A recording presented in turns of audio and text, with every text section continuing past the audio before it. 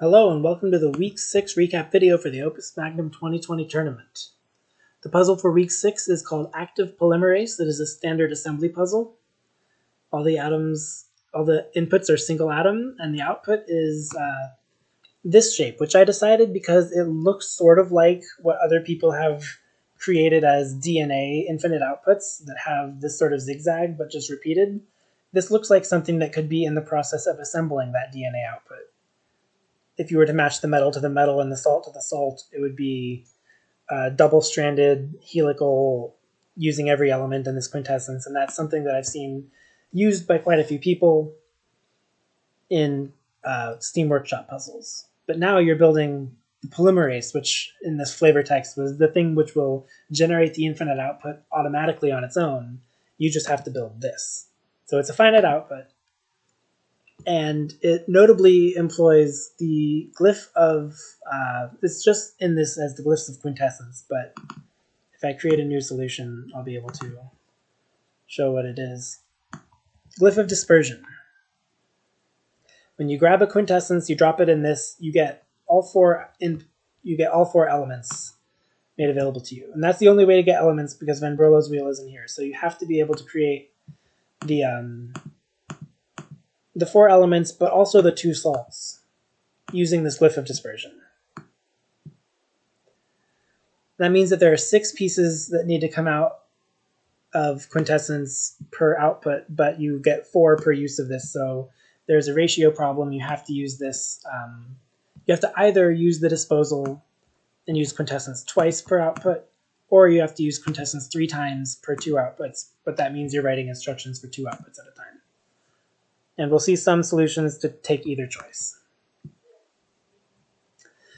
Now, the metrics for this puzzle.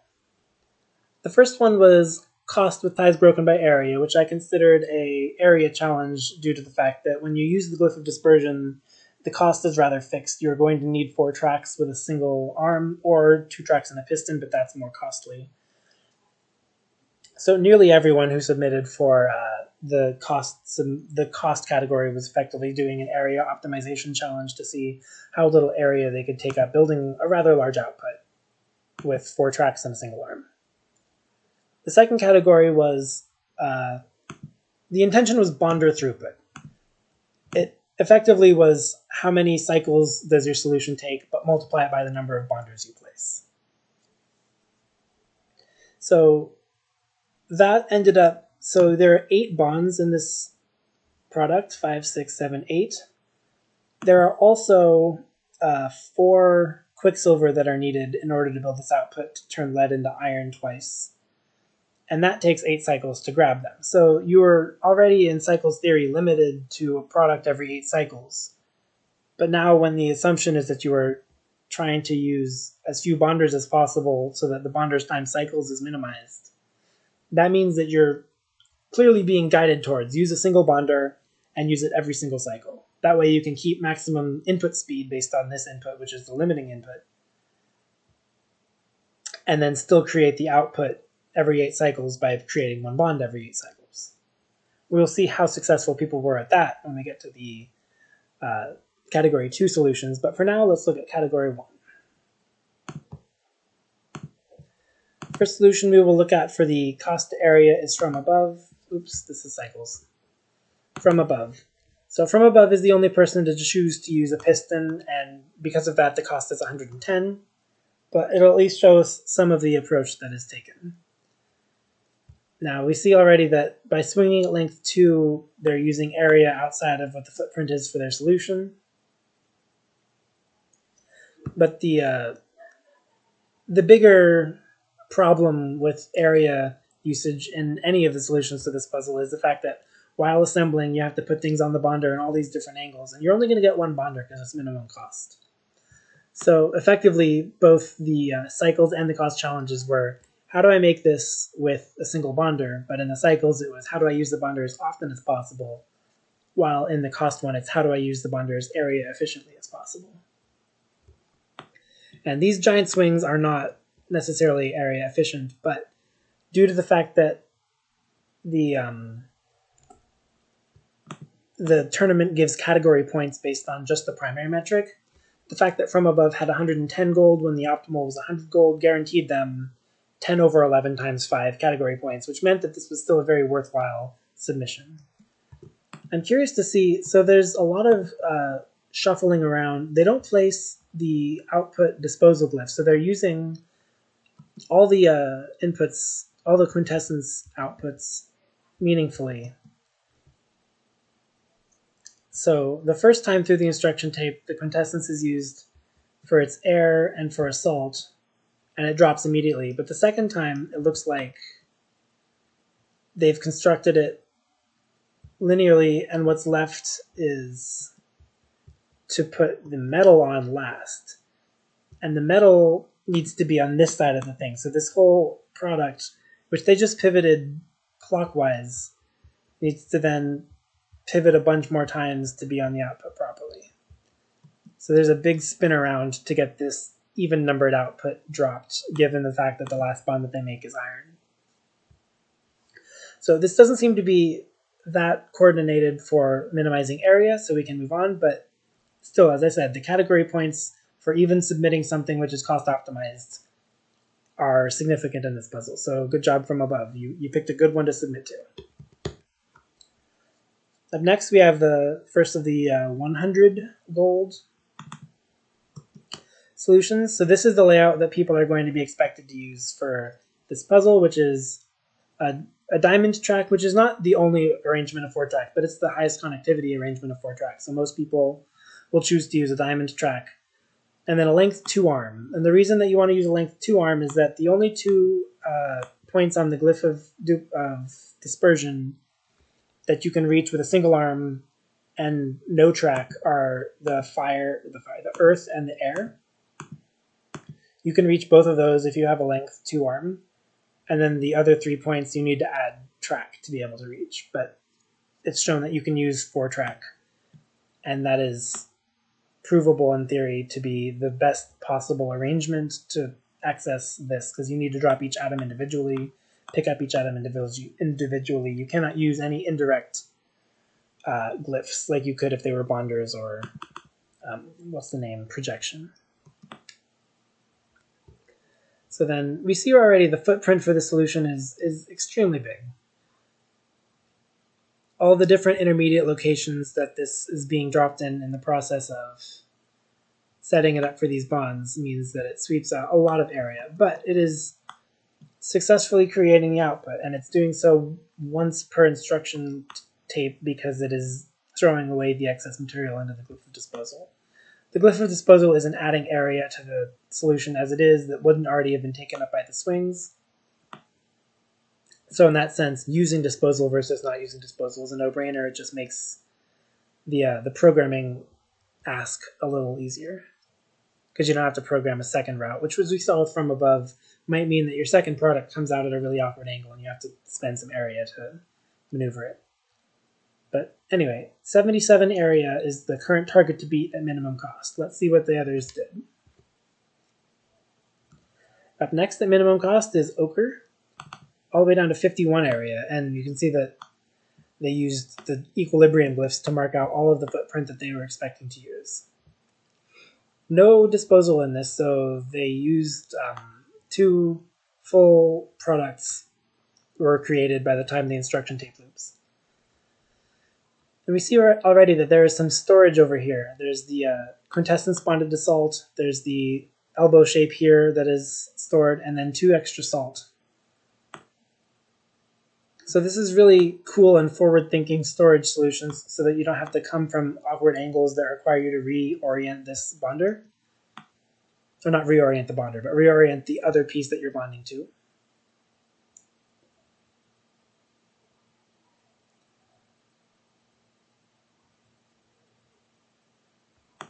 Yeah, in terms of the area that it sets aside, I think the solution does an extremely good job of using it. And then just the question is, could Ochre have set aside less area and still solve the puzzle? And we'll see other people who have the answer to that of yes. But I do like the deliberate designation of some amount of space for storage and then using that storage effectively. What's notable, though, is that these 2 and these 2 only exist because of swings that are made to get from here to here or from here to here.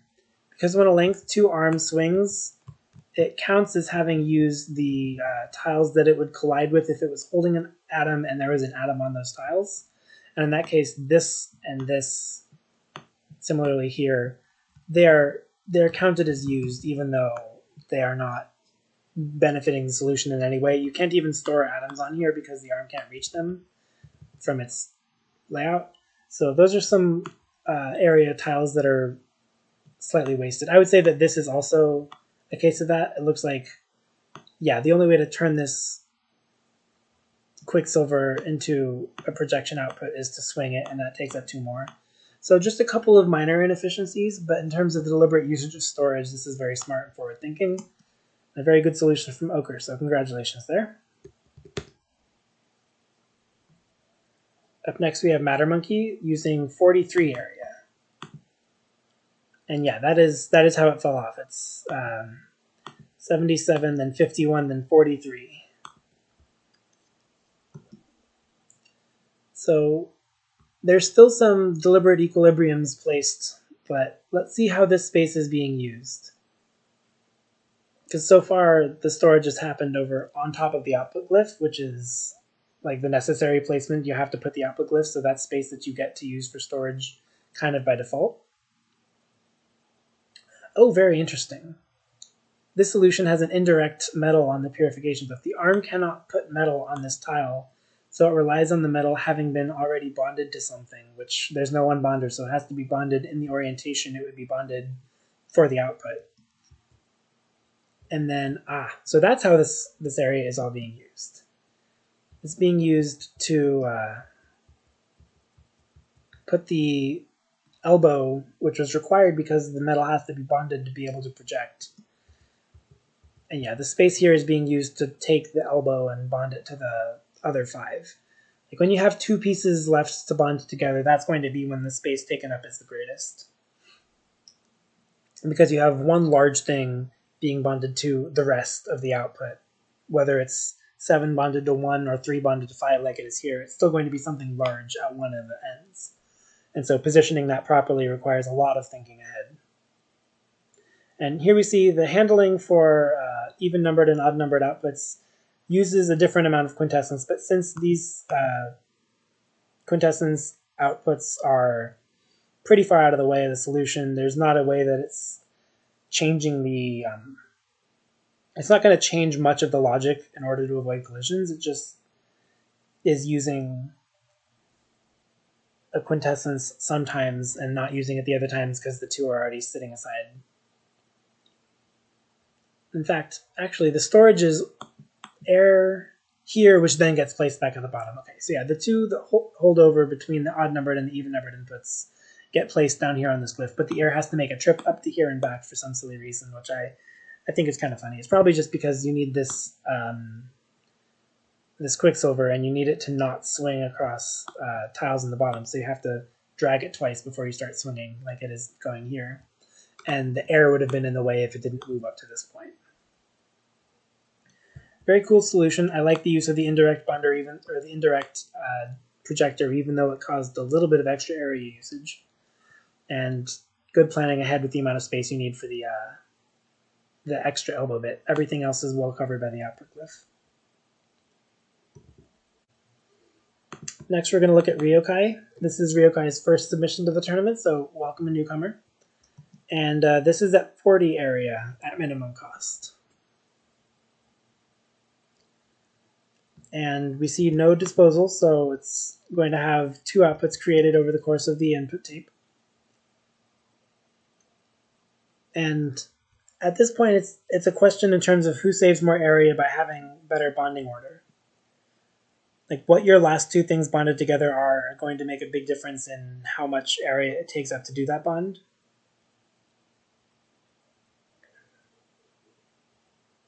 And in Ryokai's case, there's this X shape, and then the 2 pairs that make up the additions to the X that are required for this. And by moving the pair kind of around the arm, you save the need to move the big X around the pair. So that's convenient. That's going to be harder when there are quintessence atoms in the way of that pair, but I think it doesn't even go into these two tiles, which is how it was able to work on this odd numbered outputs. So a very cool solution by Rio Kai, but it also is a fair bit slower than the ones we've seen before. This one comes out at 2,000 cycles. And so there will be one other 40 area solution at min cost that we will see is beaten, or that this is beaten by, just based on the cycles tertiary. Oh, but yeah, the sneak around of the earth bonded to the iron doesn't even pass through these two tiles, so the quintessence outputs, fire and water, are allowed to stay in place. So that's nice. It saves the trip that we watched Matter Monkey's Air have to take to get out of the way of what was, in that solution, the Quicksilver path. The next 40 to look at is my own. And I don't like showing my solution this early, but it's what happens when I get beaten by so many people. So similar to what we saw in Ochre's, I made the unfortunate concessions of a couple of tiles here, a couple of tiles here, due to the fact that I'm swinging length to arm. And the reason that I'm swinging length to arm is because I placed inputs closer to the arm than I placed the glyphs. And that, in hindsight, is a mistake. But I still like my solution. I worked a little hard on it. And this calcifier here is also kind of nifty. So I calcify indirectly. It has to always be bonded to something. The first time it's a bonded pair, and then the second time it is. After I create this 5-atom chunk that I work into this corner with storage and not taking any area outside of what I've marked, I bond by swinging the chunk onto a single atom, moving that single atom onto the calcifier and back. And I thought that felt pretty satisfying, even if it turned out to be area inefficient. When I built this, I thought 40 was pretty good. Let's see what's better. Min cost 37 area by Sivir is up next. Sivir uses this disposal glyph. So very efficient use of space, given that able to take up 37 area and place the disposal glyph. It's clearly using this extra space here for coverage of storage or bonding swings. So far, only 34 area has been taken. But the solution stats are 37, so let's see what's missing. Is it taking care of both of the calcifications right now? Yes. That's a very indirect calcifier, so it has to make this shape even just to be able to calcify anything. But now what remains is to add the metals to it. And still at 34 area. Oh, now it's taken 36 to make that bond. And then 37 when it swung this back around. I can imagine a little bit of disappointment having used 34 all the way up until those last couple of bonding steps, but still, 37 area is better than what we've seen before. This is very mindful of area, and it does some very creative and clever use of these 7 hexes, given that it knows its place, the disposal glyph. And that also allows the programmer time to be saved, in that you get to throw away 2 atoms per tape loop, meaning you only have to write out the instructions for a single output, which is slightly more convenient. So, good solution from Sivir. Up next, we'll see Mr. Puzzle. Mr. Puzzle at 37 area was slightly faster. Sivir's was 1822. Mr. Puzzle's is 1574. And this uses no disposal. But it isn't like a cycled solution where you can see that, oh, because you're using the input more often or more efficiently, you have better throughput. That's the reason you're faster. Like, the bulk of this isn't spent grabbing the inputs. The bulk of these solutions to active polymerase were spent reorienting everything so that you can bond. And I liked that aspect of the challenge. Like, it does mean that the cycles with one bonder and the area at min cost, which again means one bonder, had a lot in common. So that's an interesting decision of how to, so the final bond being made is between a 7-atom piece and a single atom. I wonder if that's the case in the even numbered outputs as well.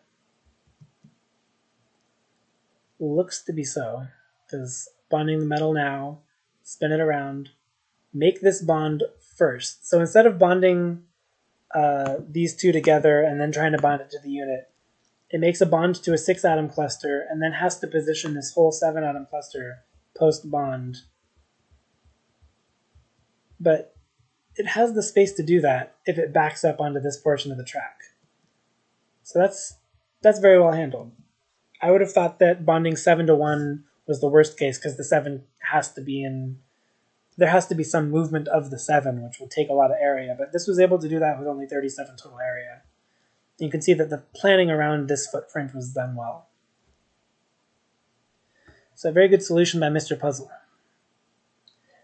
And what makes it slightly faster than Severe Solution, I'm not entirely sure. Probably Severe Solution's biggest suffering was the fact that the calcifier was so far out of the way that every time it made an output, it had to make this first structure, pass it over the calcifier in those two orientations, and then start the rest of the bonding.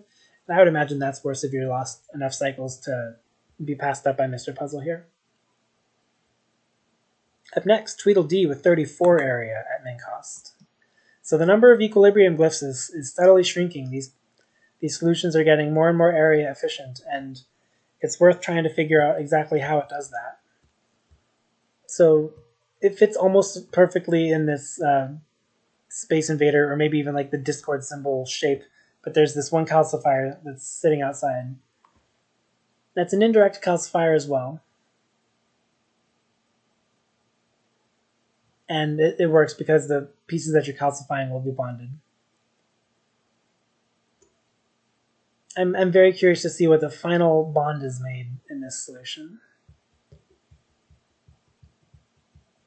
Okay, so these two atoms are being stored over for the next input, or for the next output.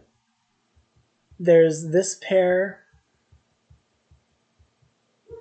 which indirectly calcifies, and then has to position on the bonder correctly. So that's the position you want to be in. And so now, yeah, you can just grab by this and pivot, but you can't just pivot, can you? Oh, you pivot on the fire, and that saves you the area that it would take. If you were to pivot on the iron, that pivot would be length 2 from the iron to the salt, and it would swing over these. It would also be length 2 from the iron to the, to the iron, but that would swing outwards.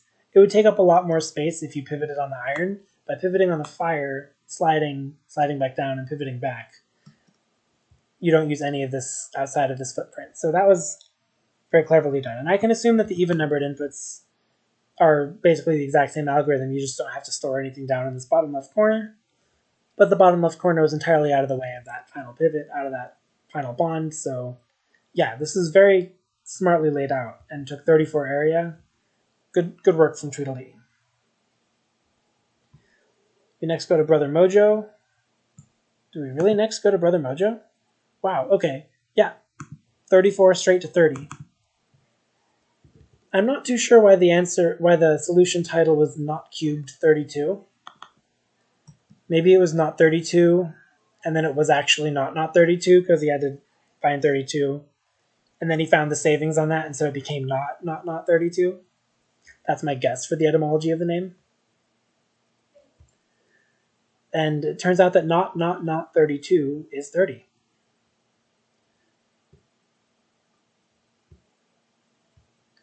So when you're doing something in this low of area, it seems clear that you have to use the quintessence glyph and the output for basically covering those swings so that you're not taking new area that would be equilibrium glyphs if you were to place something there.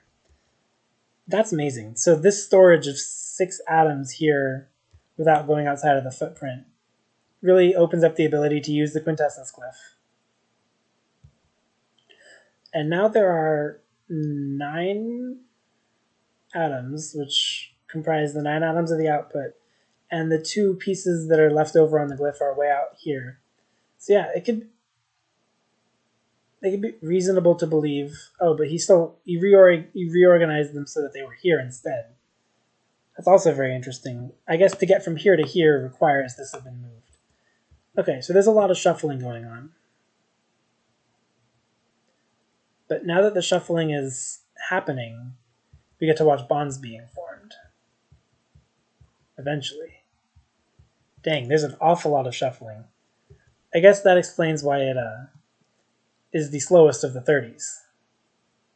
Wow, a lot of shuffling. But the fact that the shuffling happens with length 3 sticks and elbows means that there's not huge swings, at least. It's pretty easy to keep yourself in control of the area usage with these length 3 sticks. And then it replaces these two here. I am quite impressed by the amount of shuffling that needs to happen for this organization to work. But what it means is that now that a bond is made, you still have to spin this around to be able to. So now Brother Mojo is working with an actual length 6 piece. But that was a very elegant way of spinning it around. It doesn't leave the footprint, so clearly it's doing what it was supposed to do.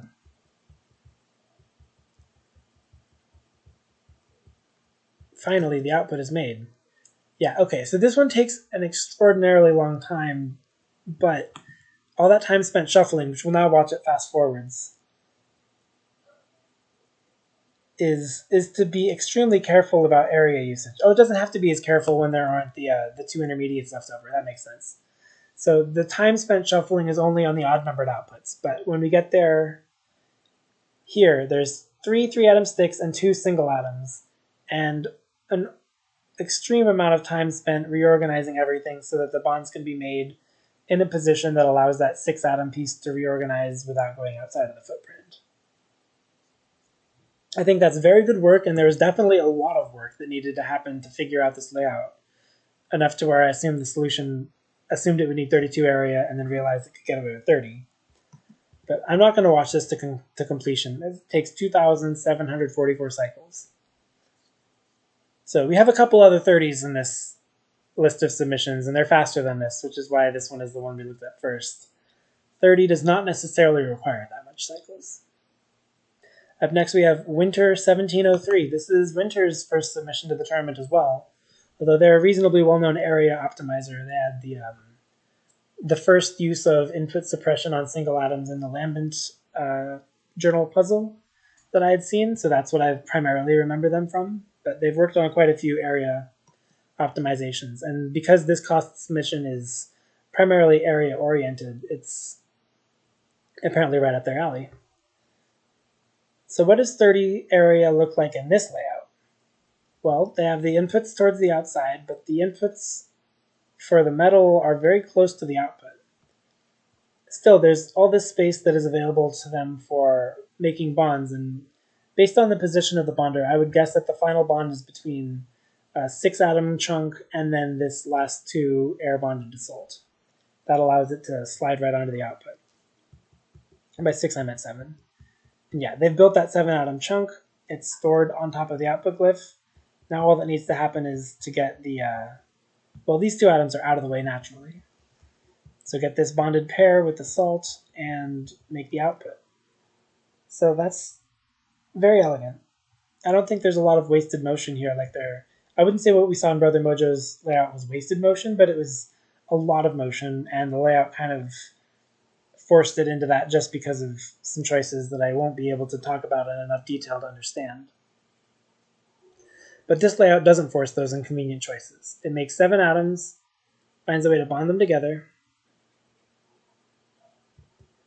The storage for those 7 atoms is right on top of where they would otherwise sit in the output glyph, and then all that needs to happen is a slide back to make that final bond, and voila, 30 area and min cost. Quite a fair bit faster at 1537 cycles. But it isn't even the fastest at 30. There are 2 other 30s that were both faster than this. So 1537 was beaten by Hutobi at 1511.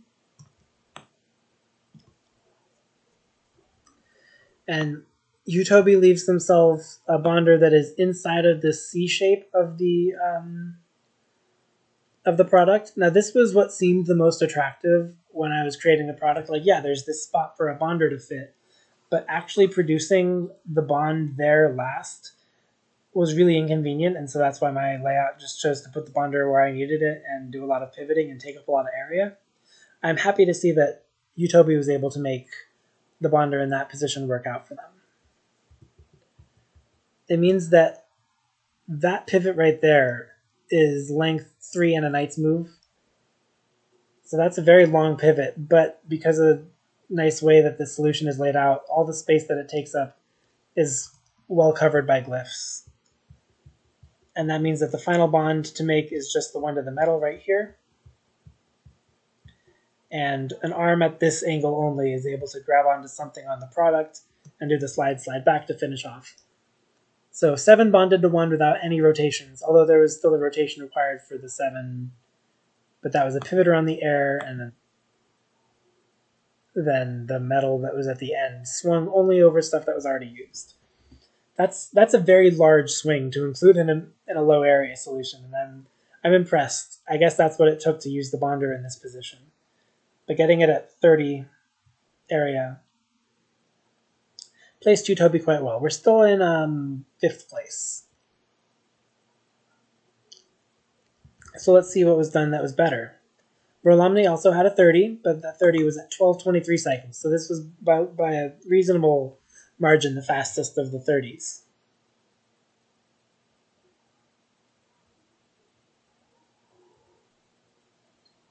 The extra equilibrium is down here, and I'm curious what usage this space takes. We'll have to see what the final bonds being made are. Oh, it was to calcify. Interesting. I imagine that it's not just used for the calcification, or it would have been cut. But maybe so. No, yeah, it's used for storage of this elbow as well while this gets in position. Okay, so it uses the 2 equilibrium here and then the 1 up here. And then there's one other equilibrium that is served by the origin hex because aesthetics. But I guess I was very surprised to see the metal quintessence salt swing all the way down to here and back up. But that's something that you do when you know these 2 area are already being used for some other purpose. I guess the calcifier being this out of the way was a requirement to not accidentally salt some other elements, given that it can't be in any of the... it can't be here because earth passes over that. It can't be here because I believe water passes over there, if not more than just water. Yeah, water has to pass over there. So what's left is something outside of it, and given the layout, this seemed like it had to be the best place for calcification, and incurred these 2 area. That makes sense. Impressive that it managed to still be a 30. It's really, really efficiently using the output glyph, managing not even to use this tile. It's storing things basically that are already the correct shape, so it doesn't have to swing over that tile at any point, and it's getting to them via sliding backwards and forwards. It's managing to do 2 slides using 2 different positions on the track and 2 different grabs. Very cool solution from Rolomni. So the top 3 are all sub 30 on area. First, we're going to look at Feindir. Cost area 5, the 5th iteration of Feindir's solution, takes 29 area. So the only equilibrium are these 2, and then the one that is the origin hex. Let's see the bonding order to see what the choices being made to make this solution as area effective as it is were. So bonding together 6 atoms, 7 atoms here, but able to reposition them appropriately with pivots, and that's nice. It was bonded as lead, and then when it pivoted back down here, it was a natural position for it to project up to iron. I missed what the final bond was, and this is... the even numbered inputs are a little cleaner because there's fewer on the board, so I have to watch it again when it comes time for the 3rd. Unless I can just assume that these 2 tiles are where the 2 elements that hold over are. Oh, but yeah. So while it's projecting here, it's exactly in position for that. But that's extremely clean. So these three glyphs are all placed such that they serve multiple purposes. They cover the space that you would need to assemble the output, but they're also placed in ways that are extremely convenient for building the output. The salt is where you would already be using the saltification on this bonded pair. The projection is already where you would be placing the metal, and the bonder is where you want the bonder to be if you're making that final bond with a slide away. The 7-atom piece and rotating it to get the metal down here without going outside of the area footprint is a very good achievement of this solution. That's like the hardest part of this solution, is finding out how to spin it once you've made one of the bonds on one side to get some bonds on the other side. Because at some point you have to be finished with the bonds on one half of the product and start making the bonds on the other. This shape, pivoting the way it has, is the right way to do it, apparently. Extremely good work from Find here. Up next we have Pentapig. Not the winner. Pentapig with second place, 27 area. No, not 27 area, 28. Just hadn't yet swung over this equilibrium hex that is the origin. So the only forced equilibrium here besides origin is right here, and is a path that is taken for the quintessence just to avoid needing to swing and take these two tiles. So similar to Find Your Solution, we'll watch for what the final bonds are.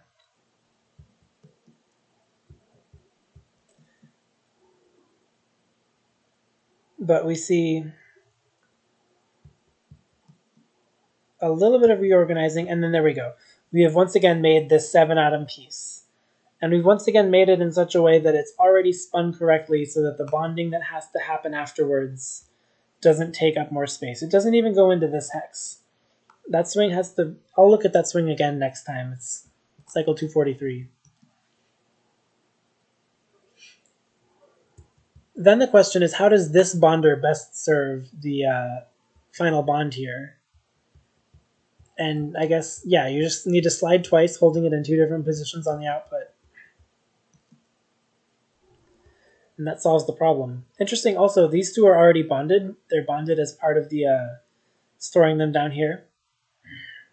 Oh, it makes sense that these two are the tiles that need to be done to store them, because you actually have to pull the input in twice. And so the bottom corner of the input has to go all the way down to this level, meaning the only place to store 2 extra atoms for the holdover into the next product are these 2 cycles. So this equilibrium glyph is also necessary for storage. Because yeah, the only 2 extra tiles where you can store stuff are right here. Yeah, very good solution from Pentapig as always. Holding the earth over here for storage is also an important call, because that allows...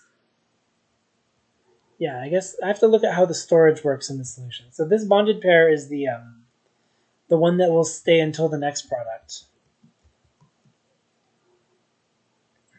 The earth there is the salt. The earth here is actually the earth. And it is going to bond... Interesting that this position serves as storage when it seems like it's so in the middle of things. But the earth had already been here. It moved up to here so this bond shape could form, and then it moved back. And then that swing right there doesn't take up any area that isn't already taken up by the solution. And it's a very significant swing. The piece pivots around this point, going from here to here. I guess that makes sense. It doesn't exceed the boundaries of this solution. Knowing what swings are safe to do without going outside of the bounds is kind of a try and learn thing, but I guess you can generate some intuition. But that swing is like pretty integral to getting this bond formed on this half of the product, and still allowing the product to not have to do any big spins to get bonds starting to go on this left half. It's a very good solution from Pentapig. 28 area at 1699. Now the winning solution from Jinyu is also 28, but 1583. And the surprise to The surprise for this solution to me is the fact that we've seen basically everyone, with the exception of the one person who used the piston, has placed their arm on a diamond track. Jinyu's solution, the winner, uses a disjoint 4-track. It's a lightning bolt shape instead of a diamond, which means that you can't just keep traveling around in a circle. That means there will be points in the solution where we have to put plus 3 times or minus 3 times that are not going to be the case in other solutions.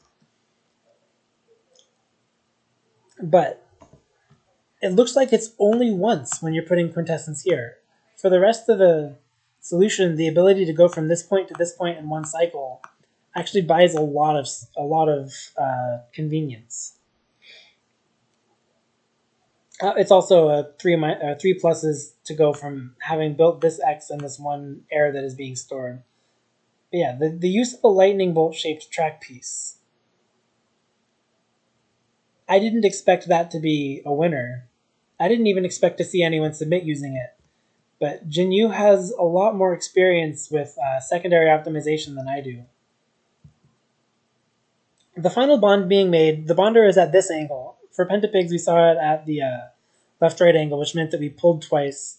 This track layout is slightly more difficult to pull twice on because you can't get back onto this tile after pulling once, whereas in the others you can go around the other side. So Jinyu's final bond is made one pivot away from the output instead of 2 pushes away from the output.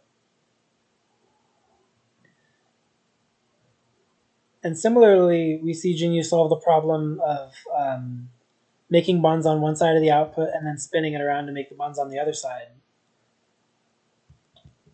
with the same layout. So first is this, and we treat that fire as a salt. So now this product has to spin around to get the bonds made over here. First we place the piece that we're bonding to in a reasonable position, and then just rotate around here, pull again, rotate around here, push, slide. Ah yes, the ability to slide left to right on this track again has benefited Jinyu. So the pros of this lightning bolt shaped track are very evident. The cons are some cycles, but even then, this solution beat Pentapig's 28 area on the cycles tiebreaker. So I'm extremely impressed. And this solution is the winner of the nominally a cost category, but really it was an area secondary, and at the top end it was a cycles tertiary metric. So extremely good job to Jinyu and to all the competitors in figuring out the best layout they could for generating this reasonably sized large output from an assembly puzzle with an arm on 4 tracks. Let's watch this one all the way until it says you win, because at 1583 cycles, that's a significantly lower number than I expected as well. Yeah, so congratulations to Jinyu on the win in this category. Now we move on to cycles times bonders. I'll skip over the first 3 solutions because those were all the cost solutions that people they noted they had a single bonder, they took a lot of cycles, but they didn't care. The first solution, which was actually optimized for the metric, is from above. And I really like this solution. So there's only a single bonder in the solution. And there are 3 wheel arms here that are being used for transport. Now, the sum of 3 wheel arms is able to carry 18 atoms. This is a 9-atom output, so the 3 wheel arms carry the entire product, or the entire atom count for 2 outputs on them before anything is actually built. Well, stuff is being built in parallel, but the 3 wheel arms do what I think is a very cute job of moving the pieces that need to be bonded and putting them all in a pretty convenient place. Like you just kind of rotary disassembly, you drop off what you have, and it's all going to the same bonder anyway. So this is a pretty straightforward approach to getting everything to the one bonder. And then ARM 10 here on its, or ARM 16 here on its track is doing a lot of pivots and slides to get the next piece that you need to bond in position. It's a very elegant and cute approach. Now, because I mentioned earlier, the maximum throughput solution would build a product every 8 cycles, but that requires using the bonder every single cycle. We can view any cycle that the bonder spends not with an atom on both sides of it as a lost cycle. And in that respect, the solution does lose quite a few cycles. But in terms of the organization and even just the aesthetics of delivering 2 outputs worth of products using 18 grabbers on 3 wheels, I really like it. Next up, we have the solution from MatterMonkey. Now this is 147 cycles with 1 bonder. And it's not doing any extra transport. It's trying to use as many arms next to the bonder as it can to avoid losing cycles, but the bonding order is still mostly informed out of convenience. This doesn't look like somebody sat down and they planned out their bonding order of like, okay, I make this one, then this one, then this one, then this one. It's more of the solution, the closest bond that I can make given where I am now is going to be this, and then the closest bond that I can make requires I bond this salt to this air, and then next I guess I have to bond to the quintessence, so I move that up, and then there's another bond to be made on the quintessence, let's get in position for that, and now that fire has to bond to the earth, now that earth has to bond to the iron. It looks like it was done pretty linearly, which is entirely fair. This is not a space that has been explored conventionally. Like, no one has proposed a bonder throughput challenge for a group in the past, as far as I'm aware. And so, for making a solution that scores reasonably well at 147 cycles, MatterMonkey has done well. But it really begs the question, what does a optimized version of this category look like? So for that, we soldier onwards. Chickens in the Attic had 131 cycles with the bonder.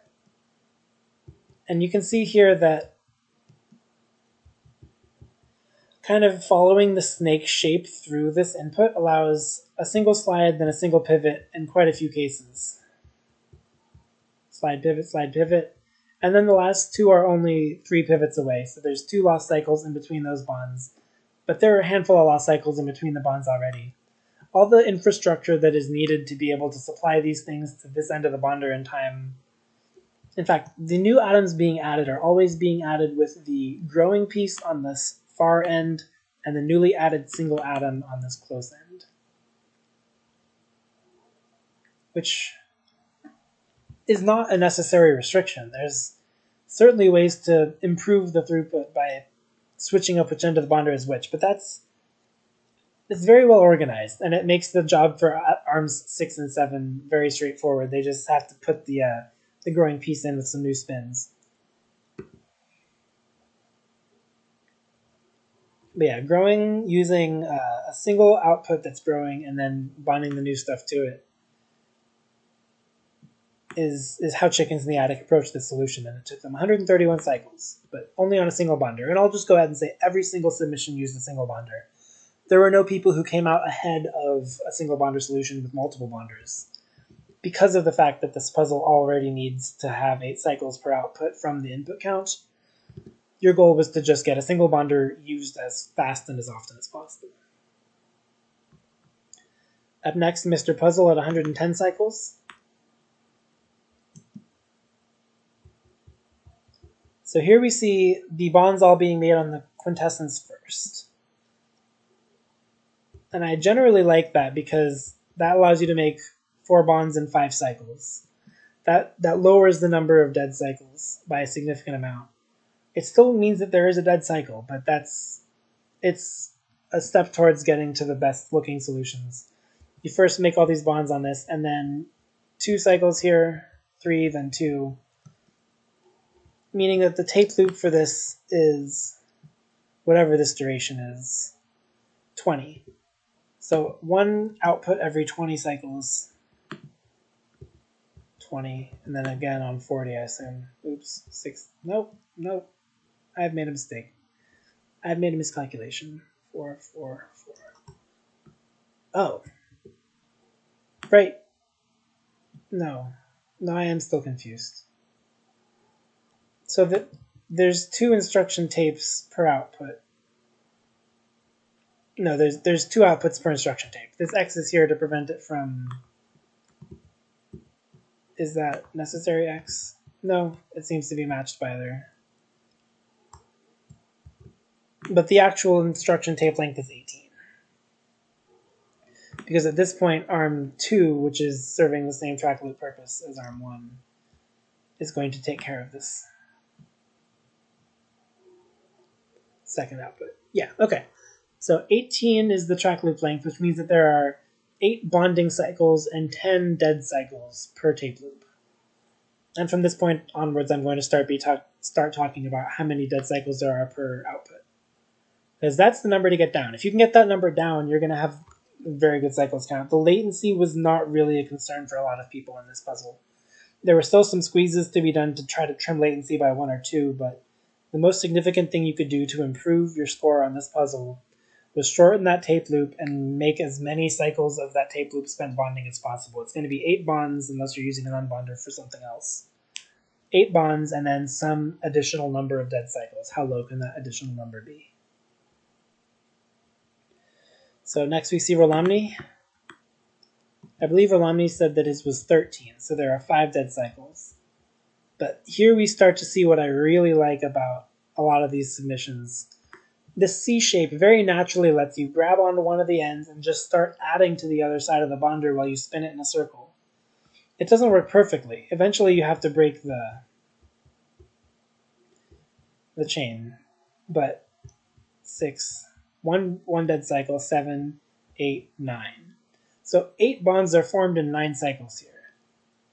Problem then being nothing's ready on this next cycle, so here's 10, 11, 12, 13 before you start making bonds again.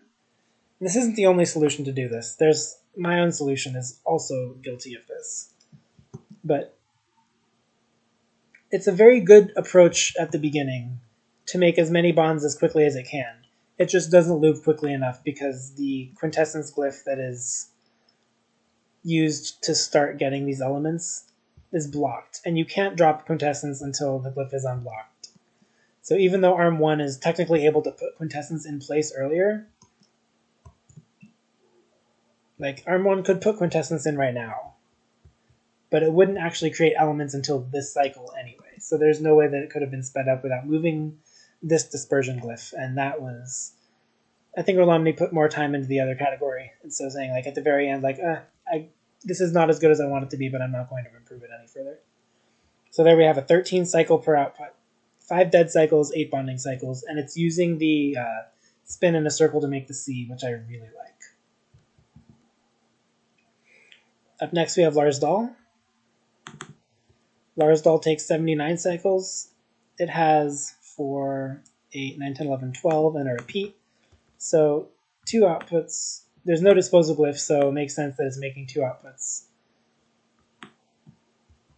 It does the same thing with the rotation around the C, and then it rotates the entire created structure around afterwards. It does a pivot, and then it still has a little bit of latency before it is able to fill the bonder again.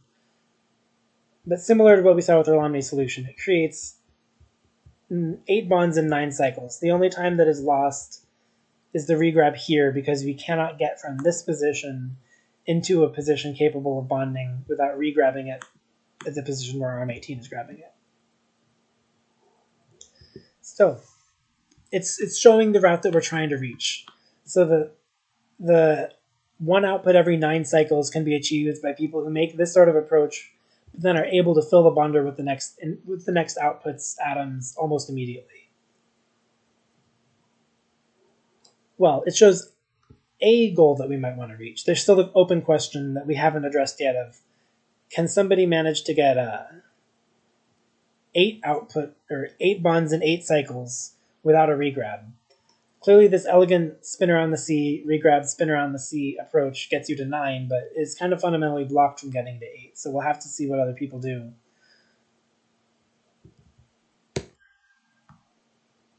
And I can look at my own next because it's at 77 cycles as well. And I'll spill the beans a little bit. I did get 8 bonds in 8 cycles. Let's watch them. So 2 bonded pairs followed by getting this third. So I looked at this output and I counted which bonds were compatible with which other bonds without needing any regrabs. So this bonder is used for 8 cycles in a row. But then my solution pukes on its shoes on the way out the door because it doesn't have, it's same as Rolomni's, it didn't have the quintessence glyph filled enough, and I would have to move the quintessence glyph, which I didn't feel obligated, like, I was making a validation solve to make sure that this was an interesting puzzle. I did not want to redesign it. I was too busy having fun with week 7 at this point. That said, the solution does show that it is possible to make 8 bonds in 8 cycles, and the only challenge afterwards would be getting this bonder filled. I don't even have the thing stuck in the way of the bonder. Like, it's possible to get off the bonder too, which is the initial reason one might think that you can't follow it up with 8 more bonds in 8 cycles. Like, the final rotation here, which is done by this piston arm, to take the bond that is made between salt and quintessence and rotate this water on immediately to bond it to the air, can just swing again, get out of the way of the bonder. But it isn't yet at the optimal throughput. There's an extra 4 cycles spent before I'm able to start making bonds again. So it's 8 and 8 and then 4 dead cycles. I'm guilty as well of not having perfected this.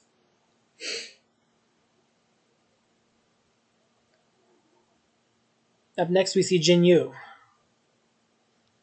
Oh, I did a little out of order. Jinyu had 78 cycles. Now Jinyu's approach is distributing the dead cycles pretty well. After the final bond is made on one input, or one output, this first bond to the next output is already being made. So Jinyu either didn't notice that you could spin around the C or thought doing so would incur more dead cycles afterwards that weren't worth it. But this kind of wiggly grow the output approach with a few pivots, getting it down to a 12 cycle loop was very nice. And this is in fact a 12 cycle loop. So assuming that you're building it from one end, it's pivot between most of the outputs. The ones that pivot between most of the bonds. The ones that are on the quintessence don't need a second pivot or a slide. But anything that is making this elbow shape at the outside, if you're not putting an arm in the very middle of that, like these people who are building around the C are doing, you can't grow to the next bond without both a slide and a pivot. And so that's source of a dead cycle. And so you can see this bond, this bond, this bond, and this bond would each incur a dead cycle, which makes the 8 take 12 make quite a lot of sense. That was Jinyu's approach. Tweedledee was able to get it down to 72 with an n equals 11.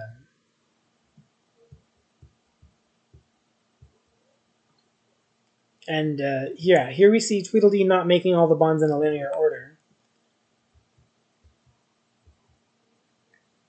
So all the bonds on the quintessence, except for the one that joins the quintessence to the fire, are made. And then the other 3 are bonded first. Followed by, there we go, arm 9 had to get out of the way, I think. Why is that the case, though? Oh, it had to get out of the way for these new swings coming in. See, it looked to me like arm 9 could do the C approach that we've seen and just keep swinging instead of letting the slide take care of this fire. But instead it dropped and the pivot takes care of the fire, which adds 1 cycle. But that's so that arm 9 isn't in the way when the next pair of atoms come in. So yeah, with Tweedledee's approach, we were able to get down to 11 cycles per product. And so this takes 72 cycles in total. But up next, there's a pretty significant drop. We go straight from 72 to 60. Brother Mojo's period 9 solution is the first of the 60s we will look at. And this is using the build a C, build another C, and it doesn't have any dead time between the two. So as soon as arm 2 is done, it slides on a track to allow the bonds for the next product to form. and arm 1. So arm 1 has to be on a track so that it doesn't collide when arm 2 swings the salt. And then arm 2 has to be on a track so it can get out of the way. Although that's interesting. Because arm 2 is only officially grabbing onto this iron, even though it's in grab position and this air is on that piece, it isn't grabbing onto the air because the air was bonded after the grab was already locked down, which means that arm 2 is able to pivot this for the final output. Like we see in general that arm 2 is sliding and then dropping, and it slides so that this bonder is clear. On this next output, it will pivot.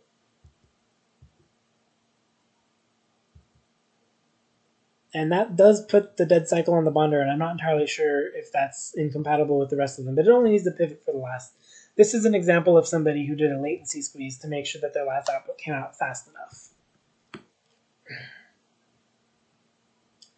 In terms of, so the first spin needs to deliver everything to this right side of the bonder. And the second one also needs to deliver to the right side of the bonder. So yeah, all the infrastructure living over on the right half of the solution is efficient for this. The metals only need to come in on the left to start off the very first grab and to start off the very second grab. So you're always grabbing up a metal coming from the left, and then all the quintessence elements come from the right. This is well organized, very efficient, and it makes sense that it was able to hit that 9 cycles per output target. So very good work from Brother Mojo. This was 4th place. Hugh Toby also submitted a 60 cycle solution with single bonder, also with 9 cycles. I like when people write out their, like there's no area component. This is a cycles times bonders with cost as a tiebreaker. So the fact that this is a 60 but it's 615 instead of the 750 we saw from Brother Mojo is the reason it scores higher on placement. But there's no area component to the metrics, so people can write out whatever they want in equilibriums, and 60 looks kind of nice in this font. So we once again see a double arm on a track that has to slide out of the way to not crash into the salt. We see grabbed not by metals though, in this case the arm is grabbing it by the earth and the metal is just delivered into place. What's kind of nice though is that arm 8 is able to just, the metal's always placed in the same location. And so all that's really required is that there's this nice funnel of all of the inputs to the side of the bonder. Now, stuff happening every 1 cycle in Opus Magnum is hard. A lot of the times input speed just requires you manage something that happens every 2nd cycle, whether it be an arm on a track or an input passing over a glyph. The only opportunities to work with every single cycle activity have been when people write overlapped solutions that are cheating by placing things over each other, and namely placing an input over a bonding glyph allows you to pull that input every single cycle. And when that's being done, you have to worry about what's happening on every single cycle. But now there's this bonder throughput challenge where you have to worry about getting the bonder filled every single cycle. So that starts to highlight how difficult it is to get something done every single cycle. And so we'll see how many arms are devoted to filling this glyph. So there's 1 arm, 2 arm, 3 arm, and then this other glyph is also served by 3 arms. Like, to put 3 things on this bonder in consecutive cycles requires 3 arms. There's no way for a single arm to do it. So the amount of infrastructure is still significant, but we'll see that this is a lot lower cost than what we had from Brother Mojo. Part of that is the handling with fewer pistons, the fact that arm 8 is able to handle both of the metal liveries, allowing it to take only 1 projection glyph. But yeah, this is very elegant, and it solves the problem of how do we make something happen every 1 cycle. Oh, right. The other thing that happens every 1 cycle is output limited problems, where the output has to be dropped every cycle, and that's something like Lethard separation. But in those, when the output drops, it's out of the way, so you don't collide. Here, when you're using the bonder, you have to still avoid collisions with this thing that is growing every single cycle as you bond to it. So yeah, all these solutions that manage to get the tape length down to 9, I'm very impressed by. The one last solution at tape length 9 for second place, 10 gold cheaper than Hutobi's, is from Fyendir. And just like Hutobi's, it is doing a spin around, move out of the way on a track, spin around. This build a C, build another C was very attractive for very good solutions. And much like we saw with Brother Mojo, actually, let's look back at Hutobi's really quickly, because I want to see how this is 60 and not 61.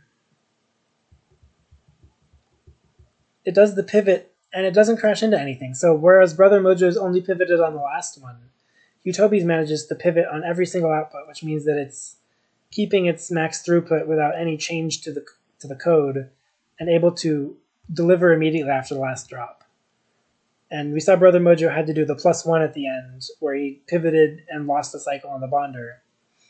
Fyendir also has to make some exception to be able to get the output on 60 instead of 61, because as it is, ARM13 is not in a position to drop it onto the output immediately.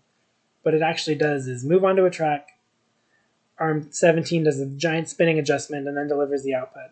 The reason it still is a 60 is that the very last output comes from a salt being bonded by ARM8 and then swung immediately to the output. So there is a special case last output to minimize the latency. I'm just kind of impressed that Hutobi's solution in particular was able to get the minimum latency on every output instead of just on a special case final output. It's also interesting to see all of these 9-cycle motifs because Finder knows that the solution is going to have 9 cycles. You can do something like this instruction tape on ARM6, which should function even if it's a bi-ARM. Or no, that's not ARM6, ARM16. Like the instruction tapes that know that they have 9 cycles to play with are a lot more interesting than some of the things we see in the game. Because in the game, you're usually built around the input speed, and the input's going to be every 2 cycles, so however many inputs, you double that, and that's how many cycles you get to play with. So that'll be something like 4 or 6 or 8, but it's never an odd number. And so this solution, which has tape lengths at a good cycle solution, which are an odd number, allow to see these interesting motifs that are not often seen in the game. Something like ARM6 that spins 3 times and then takes 4 steps on a track, plus grabbing and dropping, takes 9 cycles, it's using all 9 of them. So that's really cool to see. But anyway, enough with these 9-cycle solutions. What does the winner look like? Why did I say this was the last of the 9-cycle solutions? How did I show my own solution at 8 bonds and 8 cycles, but that kind of doesn't do the job? As has been a tradition in this tournament, Pentapig shows us how it is done. Pentapig has done very similar to what my solution did with 8 bonds and 8 cycles, but made the smart decision to put some distance between the quintessence spliff and the bonder so that there's time to rearrange things and there's time to start up the next input before you're out of bonds to make so that you can start making the next set of bonds immediately. And that means Pentapig's solution is maximum throughput. The first bond is made on cycle 9, and then all subsequent cycles are spent bonding.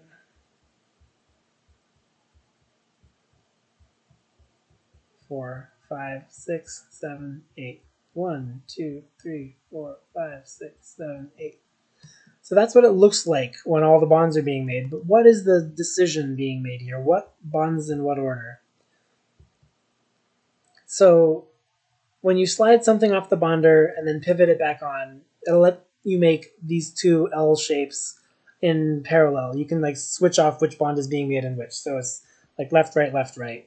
Then the 4 bonds are being made on the quintessence.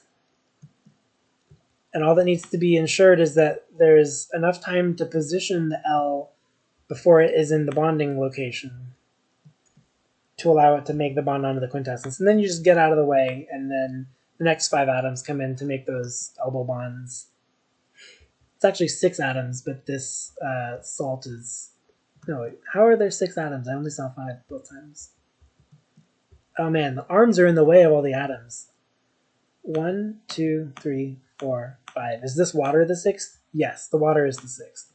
So there's a water and an iron that swing in to be part of their outputs. Like this travel distance here, it one adds a lot of arms, but two allows for the quintessence to be turned into the elements quickly enough to start up the next output quickly and keep you at max throughput. So Pentapig achieves what I kind of dreamed of, where I wanted to make 8 bonds in 8 cycles, but does so in a smart way so that it doesn't have extra time spent before the next bonding pieces are ready. As for the programming, let's look at this track right here.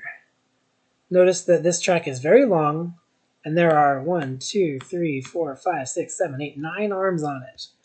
Arms numbered 4 through 12. Now, it's acting every 8 cycles. So we see arm 4 is grabbing here. Arm 5 is doing that same grab 8 cycles later. Arm 6 is doing that same grab 8 cycles later. So it takes 8 times 9, 72 cycles for these arms to circle back around to where they started. In those 72 cycles, arm 4 is grabbing 1, 2, 3, 4, 5, 6 different times.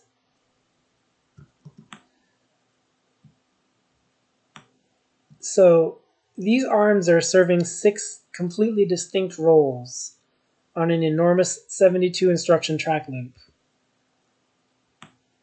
And that's probably one of the more obscene track loops I've ever seen programmed. So keeping this sort of thing organized, of course, you can use the staircase trick that I talk about in my cycle optimization tutorial.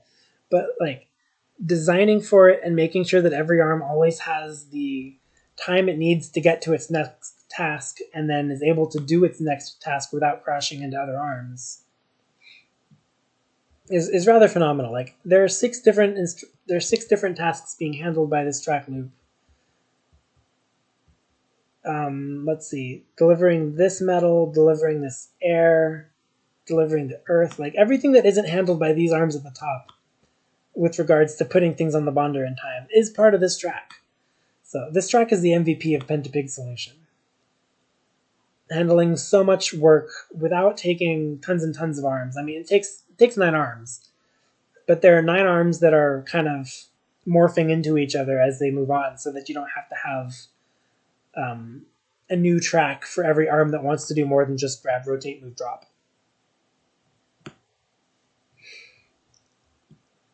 So yeah, this solution at max throughput is extremely satisfying. A bonder is being used every single cycle, just like this metric intended. And once again, it is Pentapig who shows us how it's done. So congratulations to Pentapig, and congratulations to everyone on this puzzle. You're tackling a metric that no one really made you think about before, of trying to work with a single bonder as fast as possible. I think this was an extremely good experiment, and I enjoyed the outcomes. Stay tuned for Week 7's analysis video coming soon.